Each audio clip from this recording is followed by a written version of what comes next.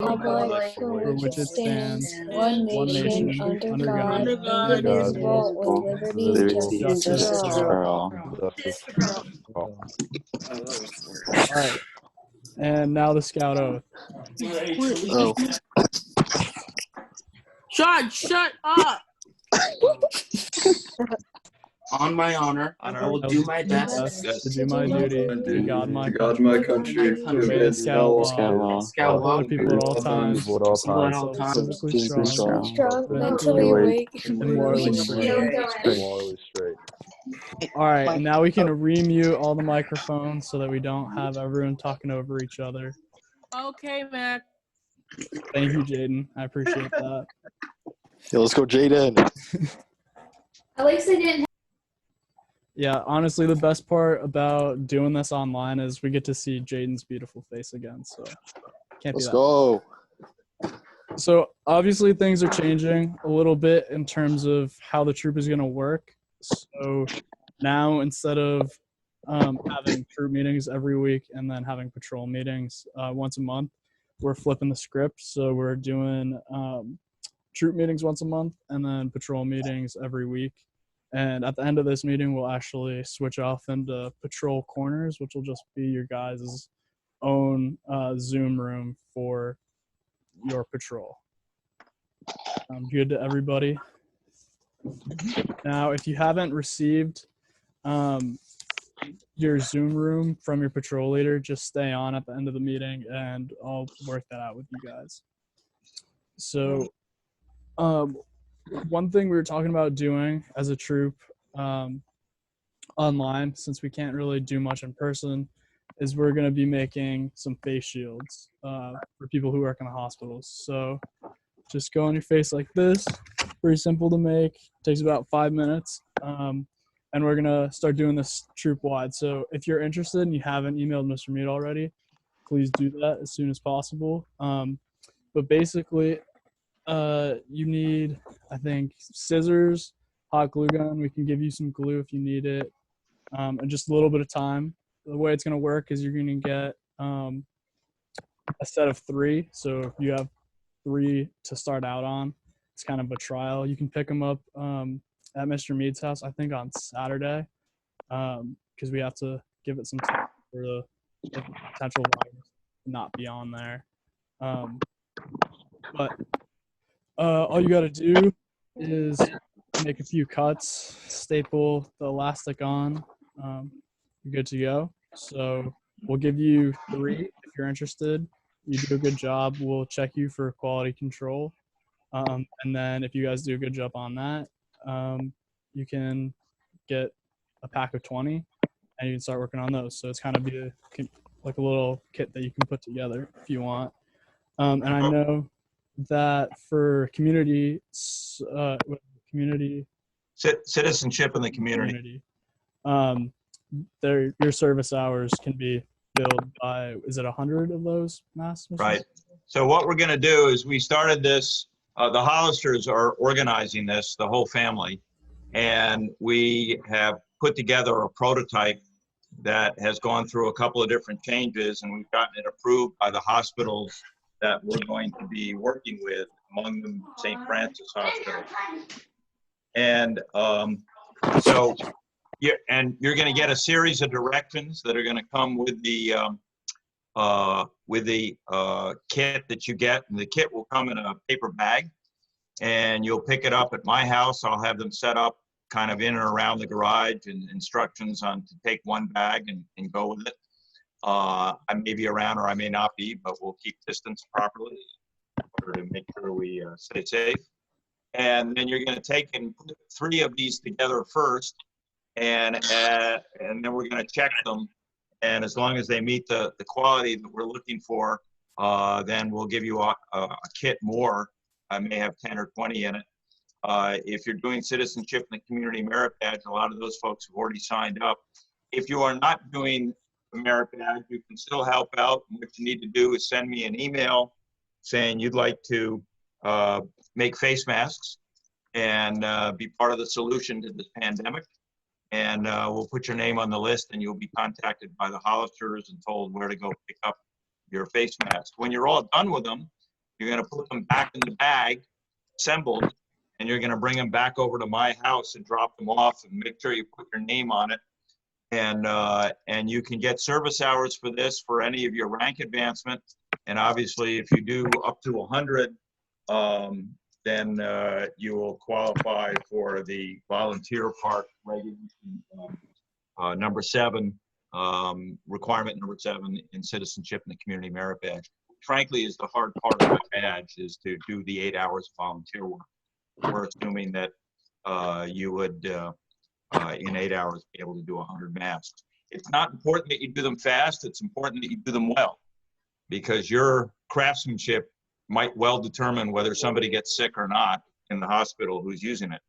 We're going to try and put on PSA 175 on the masks so that people that are being saved will look up and see our troop number and remember it forever and donate millions of dollars to our cause, because we help save their life, and then we'll be able to send everybody around the world on trips. So that's the game. So stay tuned, watch your email, but if you're interested in doing masks, please send me an email after tonight's meeting. And Hi guys, it's Mrs. Hollister. I just wanted to add that we've already delivered some of these to some doctors and they are thrilled. They're really excited. This is really filling a need, a pretty desperate need. So if you're motivated, would love to have your help.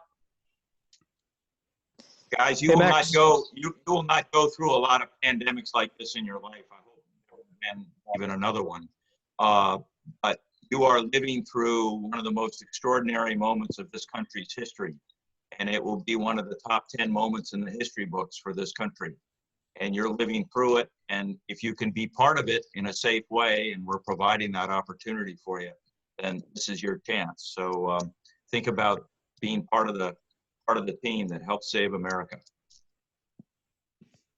Hey, Max, this is Mr. Barch. Could you just put that on one more time and just get a little closer so the guys can see what it is? The mask, the shield, I mean. Yeah, so it's basically just a little bit of foam right here so that it's a little more comfortable, and then elastic, and then it's like a binder cover. So when it goes on your face, it looks kind of like this, protects you from any bodily fluids or breathing in air. With a mask and goggles, it's a pretty safe bet for hospital workers. Thanks. Yeah, I hope you guys take this on and do a great job, because I think it can do a lot of good. Just one thing quick before we go to a little show and tell quick here. Some things that I thought you guys could start thinking about in terms of future patrol meeting, because this is really about making this a fun experience for you guys. So everyone should talk to their patrol leader about what meetings they want to see or ideas they have, because I think a lot of good can come out of this. But just some things that we came up with as a leadership group was some sort of online gaming, maybe patrol video presentations, virtual camping, making a podcast, DIY projects, and obviously the face shields. So please think hard about that and talk to your patrol leaders about it.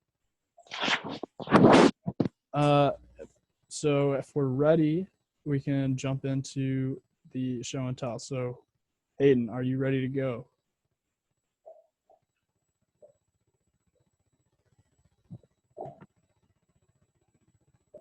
You muted me. I unmuted you. We can hear you. Yeah, so give me 1 minute. All right. While we're waiting for him. So Max, how do we make him a big part of the screen? You can go up.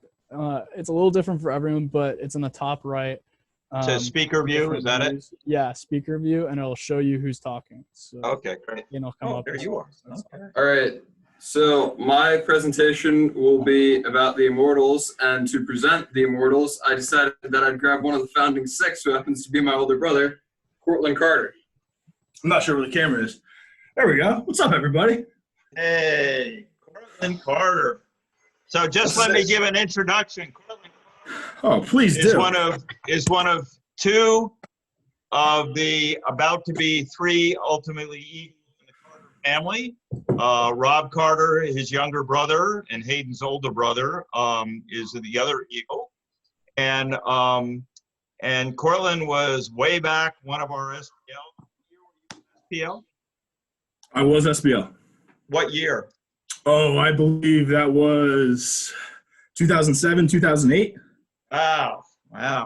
So anyway, and he was one of the founding members of the Immortals. I was one of the original 6. So I have the names of the first guys here. If you want to just like read that out. If you want me to read that out. So this is Hayden's presentation. So I'm doing what Hayden is telling me to do here. I'm letting him run the show since I am beyond my scouting years. But I believe, and Mr. Mead, you can correct me if I'm wrong, but I believe the founding members, the original 6, because there were 6 of us, adults not included. Right. I believe it was me, Ryan Mead, Mike Vallon, Lee Adamovich, Scott Miller, and I believe Dan Calmarese and myself. A couple Dan of those. was not one of the founding members. He came in, but no, and it was not, Jeffrey was not in it. So, so Hayden, we talked earlier today. What were the 6? Mr. Mead, you're cutting out a little bit. Yeah, sorry. What were the 6 that you had, Hayden, during? So the 6 that I originally had were Grant Osborne, Scott Miller, Cortland Carter, Ryan Mead, Mike Vallon, Lee Adamovich. I think that might have been right. I'm not sure about Grant Osborne, but well, anyway, these names mean nothing to anybody in this group. That's true. Yeah. So anyways, I'll do a brief little, fun thing about the Immortals as far as what we decided it would be when back in the day when we decided to get really cool at scouting. We decided that we need to have some sort of high adventure, something that was more challenging to those who were more developed in their scouting skills or could handle a harder task. Not only could they handle it, but the idea was that you could teach it to other people just as well as you could handle it. So we kind of came up with this elite group, now the Immortals, and I'm sure you guys have run off with, a bunch of other cool things since I started it back in the day. But yeah, the whole thing was designed to make sure that, scouts kept on being fun and that, we challenged each other and made sure we had a couple cool stories to tell. I'm going to let Hayden do the rest of this now, but I'll be here for Q&As if you guys need me. Outstanding, Cortland. Outstanding. Thank you, Mr. Mead. All right, so the Immortals, as you would have heard if you went on the Zealand Falls JLT trip a few years ago, Zealand Falls was actually the birthplace of the Immortals. If I'm correct in stating this, Zealand Falls on the way back down is when they decided, and it was in the car with Mr. Mead, Ryan Mead, Jeff Mead, Cortland Carter, and David Carter, my father and Court. It was then that my dad was fully introduced to the plan, and Mr. Mead sounded pretty on board, if I recall from what my brothers and dad had told me about that day. So the Immortals was officially brought into the troop March to April is when the group was actually founded, and it was decided that every court of honor in June would be when we induct new members, or not we, but they, the Immortals. So it used to be you had an anonymous vote in. I'm not sure if that's still the case. Yeah, unanimous. And it's by the legendary sword, which my brother was part of the group that brought that up. So, yeah. So the first class of inductees, the first and second class. So first was Jeff Mead and Grant Osborne. And the second class was Robert Carter, Keegan Rice, Carter Hill, and we believe Dan Calmarides. I think that's correct. Is there anything else that I should add to this, Mr. Mead? Just kind of off a whim. So we had taken our first hut trip to Zealand Falls with the group, and it was a very small group. Those of you that were up last year saw the picture that Mr. Barch brought, and it was a very small group, and we did a lot of very heavy-duty things in the deep snow. So we practiced how to do first aid in the deep snow where it's cold, and guys were pretty tired at the end of it. And they said that evening at dinner that they would be interested in doing more of this. And so we started talking about what we might be able to do to form a separate group. And it was out of that separate group that everybody started talking about the rules and the motto, which was to learn, to teach, to serve, to lead. And that's the motto by which we induct the immortals into the association now every June when we hold our votes. I think there have probably been 25 immortals that have been inducted since we did it. And we do some really interesting stuff. This last fall, we went out up to northwestern part of Connecticut, and we did a whole night maneuver. And we had a complete helicopter crash. We were prisoners that had to be marched out of prison camp, and a helicopter crashed. And we simulated all this type of thing, and there was blood everywhere. And the boys had to carry some of the wounded up the mountain. So it was pretty intense, and it's designed to be that way. You don't have to be, you don't have to join if you don't want to. If you don't want to do the hard stuff, you don't have to. It doesn't impact on your ability to get rank or become an Eagle Scout, but it's an additional thing that we do so that people have something more to get to latch onto. Some of the original members, Lee Adamovich, went on to become a captain in the U.S. Marines. He's still a captain in the U.S. Marines. And Grant Osborne has gone on to become an electrician and done a lot of mountaineering. Mike Ballin has gone up and worked in the Alaskan gold fields. And Mike and Lee and a couple of others have tried to climb Denali Mountain in Alaska a couple of times. They haven't made it yet, but they tried a couple of times. So, so it's quite an organization, and if you want to be a part of it, you have to just tell one of the immortals that you would like to be in the immortals, and you'll get invited to immortals tryouts, and then from there you get voted in. Go ahead. So when you are voted in, you will receive the obvious immortals patch, and you will receive your very own machete, but only if you actually make it. So you don't just get free machetes from the troop. And I believe that wraps up everything from my end. So thank you. All right, thank you very much, Hayden.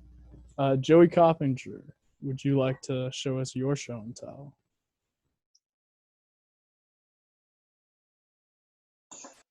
Yeah.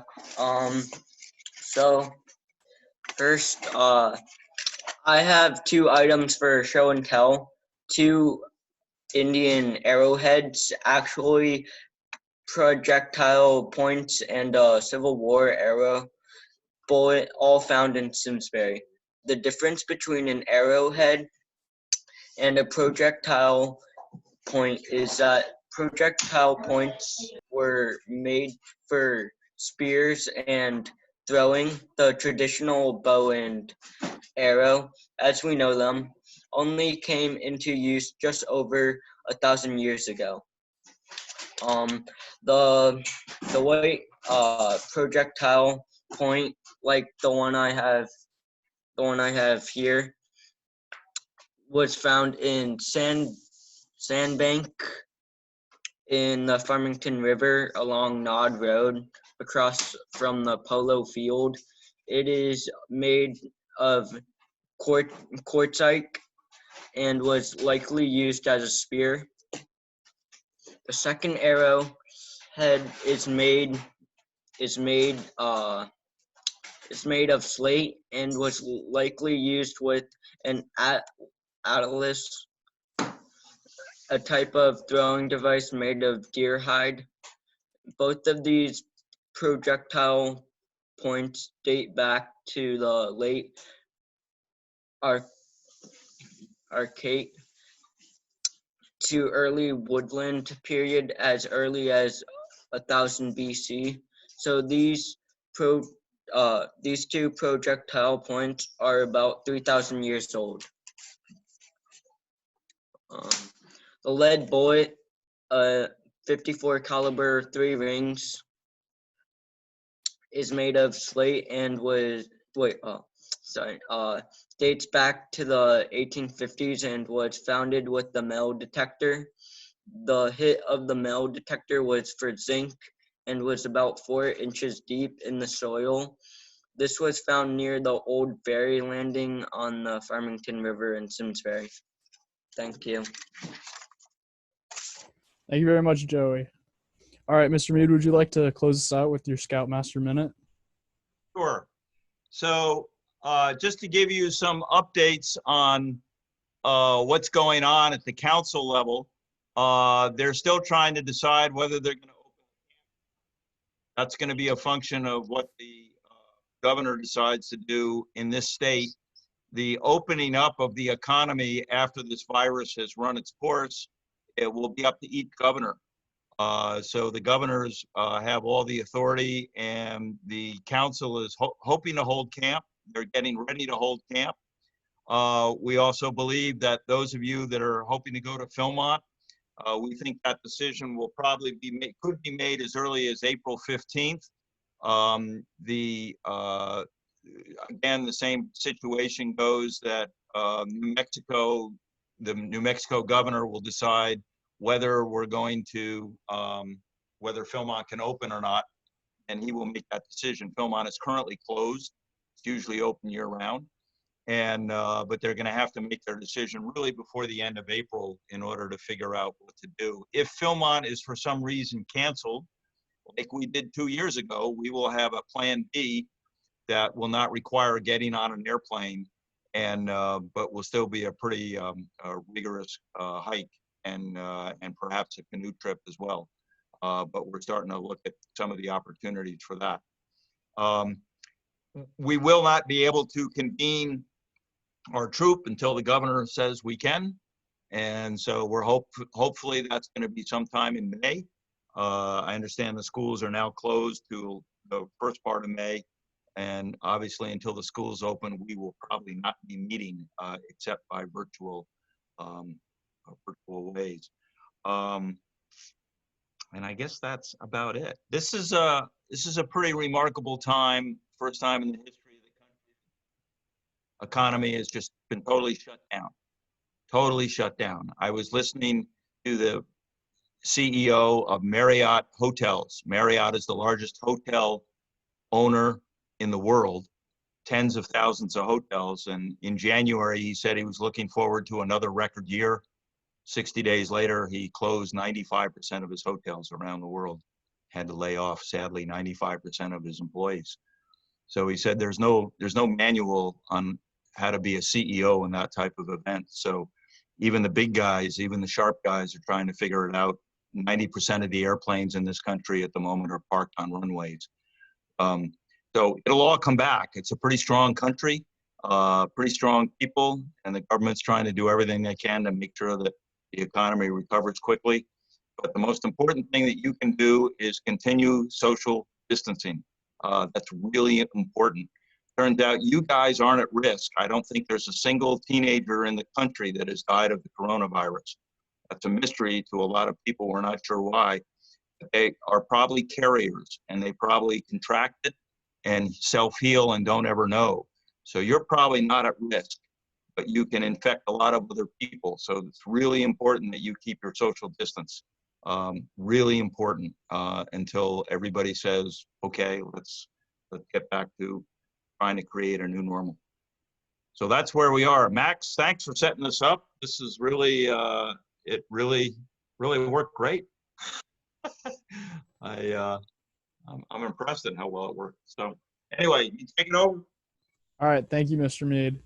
So with that, we're going to close it out. So in a minute after we do our closing, everyone's going to jump on their patrol calls, and you guys will talk about what it's going to look like for each of you guys individually coming up for the next couple of weeks and months. So Connor, would you like to do closing for us? Sure. I would love that. All right, thank you very much.